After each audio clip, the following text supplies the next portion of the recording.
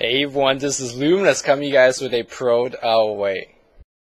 It's a Dota Weekly Show! Yay! Hey guys, welcome to the Dota Weekly Show, a show that tells you exactly what's been happening in the Dota universe for the past week. I'm Luminous, your host for the show, and let's get right into the news. And speaking of news, there's not much of it this week. The only big thing that I need to talk about is M5 versus GG.net in Farm for Fame 3.4. The winner is M5, took it in 3 games. Unfortunately, not all 3 games replays was uploaded. I think some commentators might commentate 1 or 2.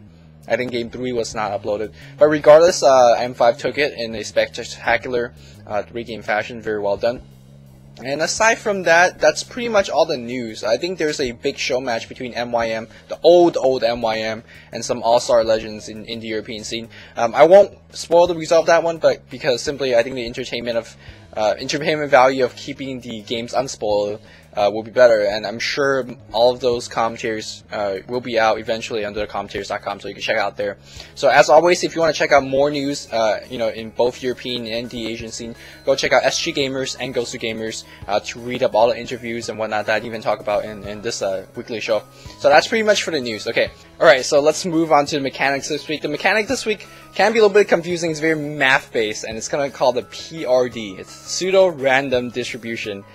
Why should we care, and why does it sound like something out of your math class? Well, it's very mathy. Pseudo-random distribution is a system in Warcraft 3 that protects you from having very unlucky streaks, and it protects you from having a very, very lucky streaks, I suppose. That's the intro, I guess. Now, in order to understand what a pseudo-random is, you gotta understand what a true random is. True random is, let's say you have a spell that procs 50% of the time. Then on each and every attack, you have a 50 chance of proccing or a 50 chance of not proccing. That's it. What a pseudo-random does is, it'll look at your previous attacks like, hey, did my last attack proc? Did my 2 previous attacks proc? Did my 3 previous attack proc? And then using that information, it'll calculate whether this attack will proc or not. So, going back to the very lucky or very unlucky, let's say you just have the most unlucky day where nothing is proccing. Let's say you have a 20% chance proccing spell. No matter how unlucky you are, in 17 attacks, you will get at least 1 proc. It helps the unlucky guys, right? For the lucky guys, you can't proc every single attack. That's what PRD also does against you.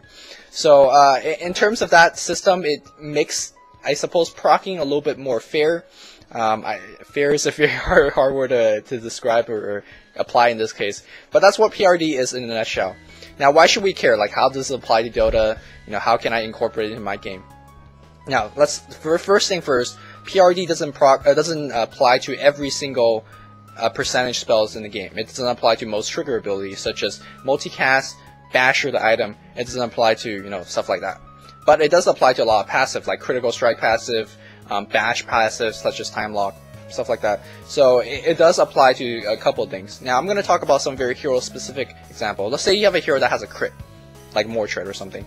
And you go in jungle, you do a little bit of neutraling, and when you attack, you're counting your attacks. And then you notice, hey, I attacked 10 times already, and my crit didn't even proc once. Then that's probably a good time you should go into lane and find someone to kill. Because when you're based on your previous 10 attacks, your PRD says, hey, 10 attacks, no proc.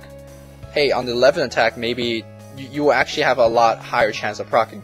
So what it really does is, like, you slowly, first attack no proc, your chance goes up higher, and the second attack no proc higher. On the 10th attack, you're like, damn, I have a really high PRD. My chance of proccing a crit on this attack is gonna be huge. So that's how you could plan your PRD and how to use it. Of course, once you proc your Cryptic Route, it'll drop back to 0, and then the cycle starts. You attack more and more, you don't get a crit, it goes up, and then it goes back down to 0. That cycle. So you could kind of plan, like, hey, I've been crit for a long time, haven't bashed for a long time, let me go find someone and try to work with something. So that's something that, it's a very small thing, it's a very small detail, but you can take advantage of it in your own game. Another thing, which is probably the most important thing regarding PRD, is the hero Syllable. As you know, the Spirit Bear at level 3 and up has a spell, the Entangle. And that's wholly based on PRD. Entangle is based on Orb of Slow, and the higher, it's a 20% chance of proccing. And let's say you attack someone, the unit is entangled, and when he's entangled, of course you can't entangle him again. But when he's entangled, you're attacking him, slowly your PRD is rising. Like it's rising and rising and rising. And Entangle has a 5-second cooldown, so as soon as maybe the 5 second is up, he comes out of Entangle, you could proc again because your PRD is so high. And that's why a lot of times in commentaries and a lot of replays you see, how is that Syllabear procking over and over and over again? That's because on the first proc, on the first Entangle, the hero's not moving and your bear's attacking him, and he's slowly building up PRD, because again, you can't proc once again, you can't proc Entangle once again because he's already entangled by the first Entangle, right?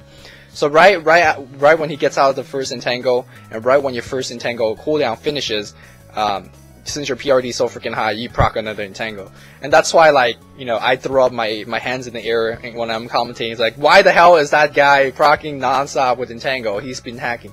He's not hacking, that's just PRD system and how it works really, really well with Syllabear. So that's why Glove of Haste stacks, Hyperstone stacks is really, really legit on Syllabear. Spare Bear, to be more frank. And the final thing about PRD that you should be careful is when you're playing Troll. When you're playing Troll, you gotta be really careful of resetting your PRD. Like it's PRD resets by proccing an attack when it drops down to 0, or PRD also resets when you acquire a new spell. For Troll, when you're switching from range to melee, you acquire a new spell, which is the Bash. Whenever you do that, it drops your PRD down to 0. So a lot of times I see a lot of neutral players, when they see someone TPing out and they're in range form, they're like, okay, let's go to melee and hope for a very lucky first hit Bash. Because you just resetted your PRD, your chance of getting a first hit Bash is so damn low, 3% to be exact, by the way. So do be careful when you're switching or acquiring new items, new spells that based on PRD. It will reset it down to 0, and it makes your first hit so damn hard to proc. So a little bit something to be careful about. And that's pretty much on the mechanic. Yeah, it's going to be a little bit difficult to apply to your daily games, but it's something to be aware about, and it's something that you can really take advantage of it as well. Alright, so LumiSoFun challenge, and last week, boy, was it fun. I saw so many replays. Shout out to Atreus who watched all the entries to the LumiSoFun@gmail.com email, and he spent hours watching it. Of course, the commentary of the winner is already out. You can check it out here. And okay, so the game I casted was a 60-minute where you can't really tell who the hell was gonna win or not. And when I first saw the length of the game, I was like, how the hell did a team that didn't farm at all would last into the 60-minute phase? If you want to find out as well, I recommend you check out the commentary. It's freaking crazy. I saw a lot of teams go into push strats, gank strats, roam strats, and it was all very effective. The one replay, which I suppose it was a true winner, and I didn't cast it because it was too stompy, was a team that got 4 blink daggers just off ganking, pushing, and roaming, like no farming, and that was really impressive. It just shows you that you don't need to farm, and you could get some beastly items like 4 daggers and just go win the game. Like, it was very stompy, and that's why I didn't cast it. But it really proved what I wanted to prove, is that sometimes farming is a little bit overrated, especially in very low skill games like pub level games. So I hope you guys learned something. For those of you guys that did the challenge, shout out to you guys.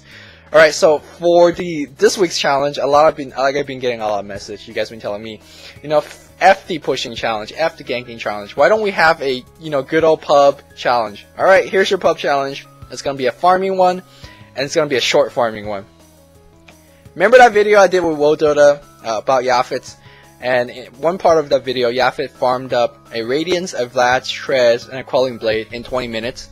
If you want to do the math, it adds up to 8,875 gold. So, my challenge to you for the next week is that in 20 minutes, in the jungle, you are to farm up over 9,000 gold. Alright, so there's a lot of loopholes in it. There's a lot of, things that you could abuse and whatnot. So the full detail of the challenge is going to be in the description box. But, just something I want to stress on. This is a solo dude jungling, so don't get all 4 of your teammates helping you last it in the jungle and whatnot. Don't do that. You could have a Crystal Maiden run by and do a pull once in a while. That's you can see that even in pro games that happens. But again, this can be taken as a solo challenge, but in my opinion, this is a very team-based challenge as well, because like what I pointed out, you could definitely have a Crystal Maiden run by once in a while, do a pull. That's a very basic team help you could get, but there's a lot more that I'm not going to even talk about because there's so much stuff you could get help to increase your jungling by so fast. So I'm not going to reveal any team-based strat, but again, this is a solo challenge or this is a team challenge. And don't just think, hey, I broke 9,000, I win the challenge. I'm going to take the highest gold amount, and that's going to be the true winner of challenge. So for full details on how to calculate your gold, how to submit the replay to me, and how to not to break any rules, it's all in the description box. So I advise you to check that out. So that's pretty much it for the Dota Weekly Show. Yay! So hope you guys enjoyed this week's Dota Weekly Show, and then, as always, until next time, this is Luminous signing off. Gee, guys. Hey everyone, this is Luminous, and this is the. Hey everyone, this is Luminous coming to you guys with the. What the f is my intro?